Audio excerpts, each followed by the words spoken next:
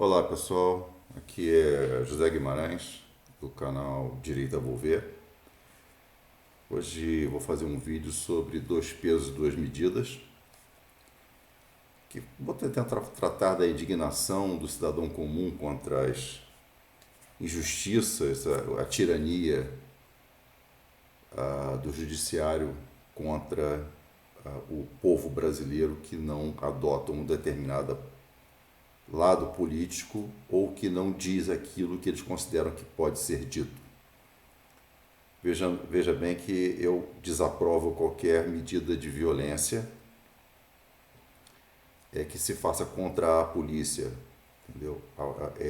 A polícia, quando vai na sua casa por ordem judicial para te conduzir para a delegacia, você não pode reagir à bala. Quem faz isso aí é bandido. E eu não posso concordar com isso, apesar de entender uma revolta que pode ocorrer com as pessoas nesse momento de tanta injustiça que tem sido feita pelos membros do judiciário contra os conservadores. Ok? Isso claro, vamos deixando isso claro.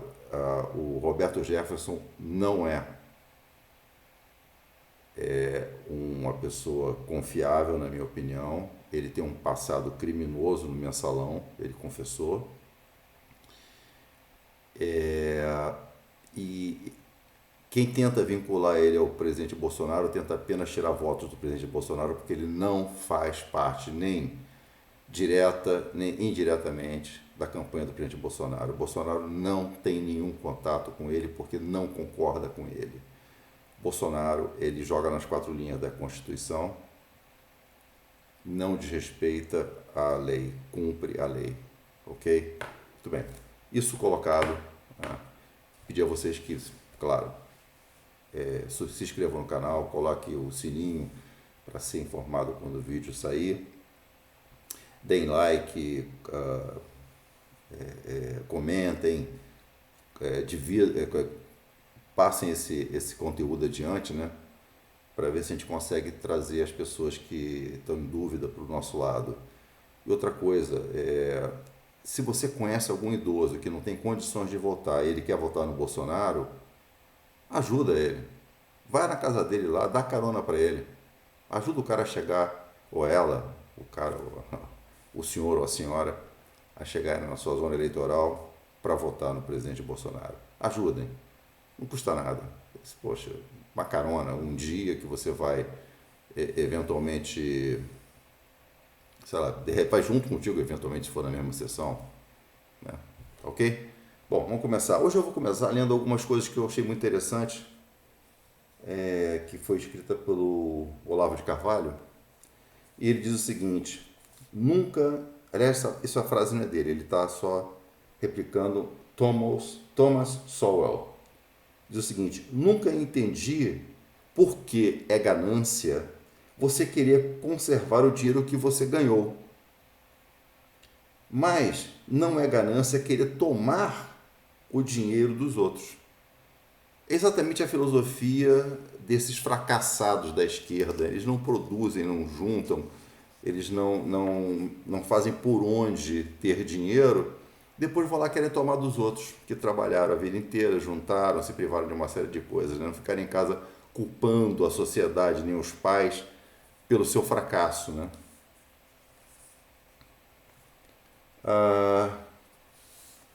Uma coisa interessante que também que ele escreveu, agora já é ele, né? Ele diz o seguinte: não conheço um só líder esquerdista, petista, gaysista, africanista ou feminista que não corresponda ponto a ponto a essa descrição que corresponde, por sua vez, ao quadro clássico da histeria. O histérico não sente o que percebe, mas o que imagina. Quando o orador gaysista aponta a presença de cento e poucos homossexuais entre 50 mil, cento e poucos, entre 50 mil vítimas de homicídios, e ele diz que existe uma perseguição aos homossexuais, ele não está vendo a realidade, está apenas usando uma parte dessa realidade como justificativa para dizer que existe uma perseguição a homossexuais. Desculpa inserir meu comentário já aqui no meio, mas ele diz o seguinte: a prova é que há uma epidemia de violência anti-gay no Brasil, né? É evidente que, no seu senso natural das proporções, foi substituído pelo hiperbolismo retórico do discurso grupal, que, no teatro da sua mente, vale como reação genuína à experiência direta. Então, ele relativizar a morte dos outros 50 mil em função da morte de cento e poucos gays e querer transformar isso numa perseguição é totalmente irreal. Não existe isso, esse sentimento anti-gay no Brasil. O Brasil é um dos países mais tolerantes que eu conheço no mundo. O Brasil, na realidade, o preconceito do brasileiro, quando eu percebi isso aí, foi, na realidade, foi de capacidade de ter dinheiro para pagar suas contas. Então, vamos ver. Existe preconceito contra negro no Brasil?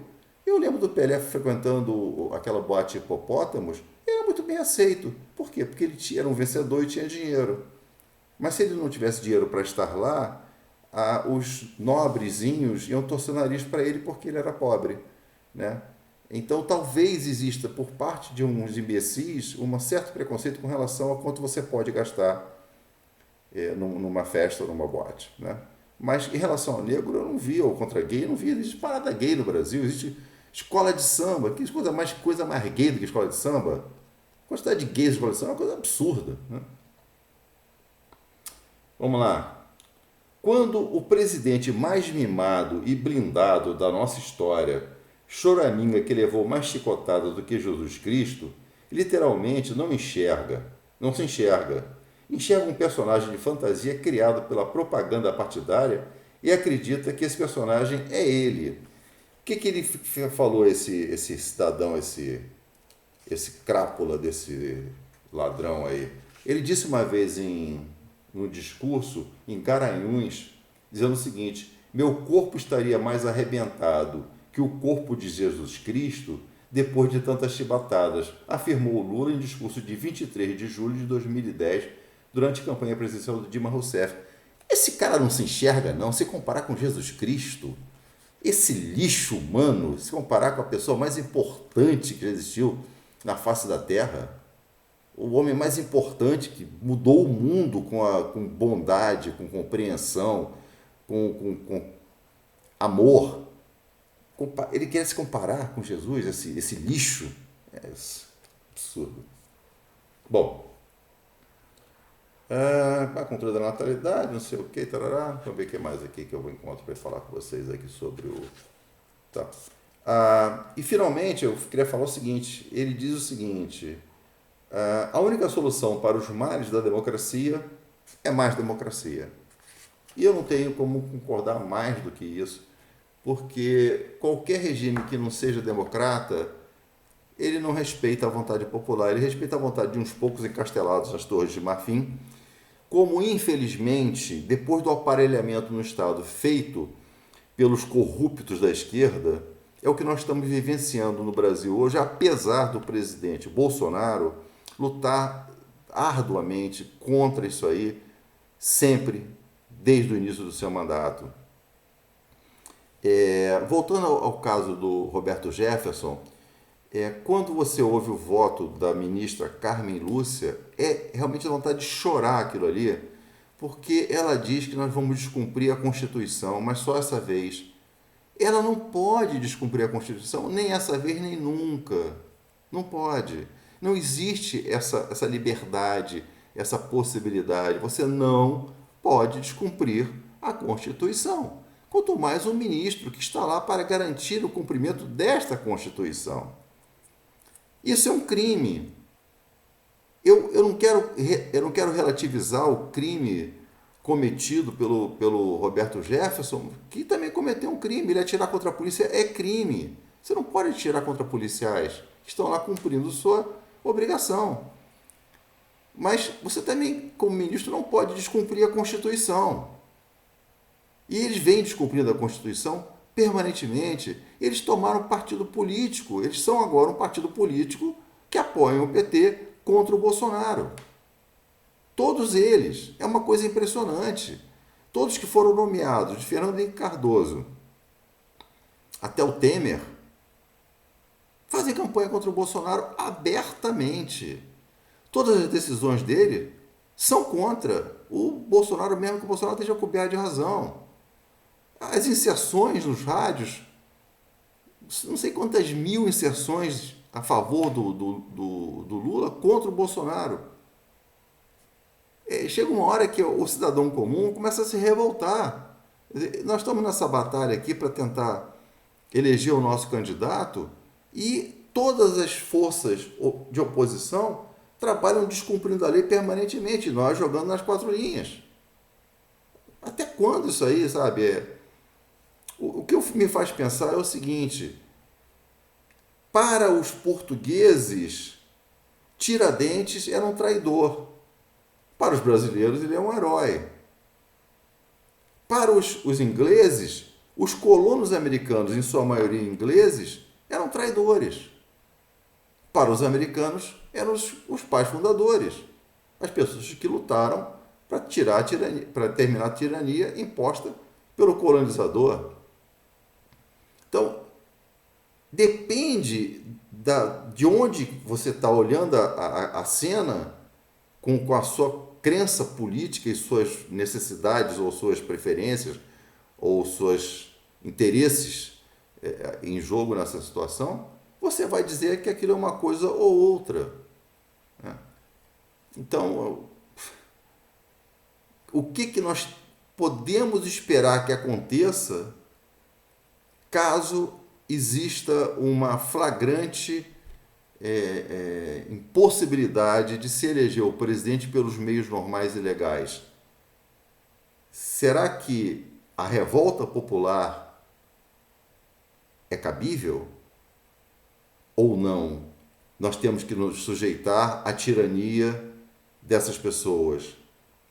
Ou seja, alguns encastelados no poder decidem que eu sou obrigado a ter o governo que eles querem que eu tenha. O povo não tem direito a escolher? Então isso não é democracia. Isso é uma outra coisa qualquer. Menos democracia. Democracia é a vontade do povo. Existem alguns livros que eu sugeriria que os ministros do STF começassem a ler, né? O primeiro deles é a Constituição do Brasil. O segundo deles é livros sobre democracia. Como é que começou a democracia? Como é que ela foi desenvolvida? Por que nós chegamos nesse ponto de uma república federativa democrática? Isso tem uma razão histórica, isso tem uma explicação, isso tem teorias que foram desenvolvidas há muito tempo que levaram à criação de países com essa filosofia. Por exemplo, o mais bem-sucedido de todos são os americanos, os Estados Unidos. Porque quando eles implantaram o país, eles começaram a Constituição deles dizendo o seguinte: we, the people, então nós, o povo, decidimos que o povo decide isso. 2, o povo decide aquilo. 3, o povo... Inclusive está escrito lá na Constituição deles o seguinte: o povo tem que estar armado para defender o seu país contra invasores e contra a tirania interna. Ou seja, prevê a possibilidade de um governante querer se abancar do poder sem respeitar a Constituição e o direito do povo. Eu acho que nós estamos chegando muito perto desse ponto. Eu espero que não. Eu espero, sinceramente, que alguma coisa aconteça em termos de clarividência para os nossos iluminados ministros e eles permitam que o povo escolha os seus governantes. Ok? Não percam a fé no Brasil. Muito obrigado pela sua atenção. Deus nos abençoe.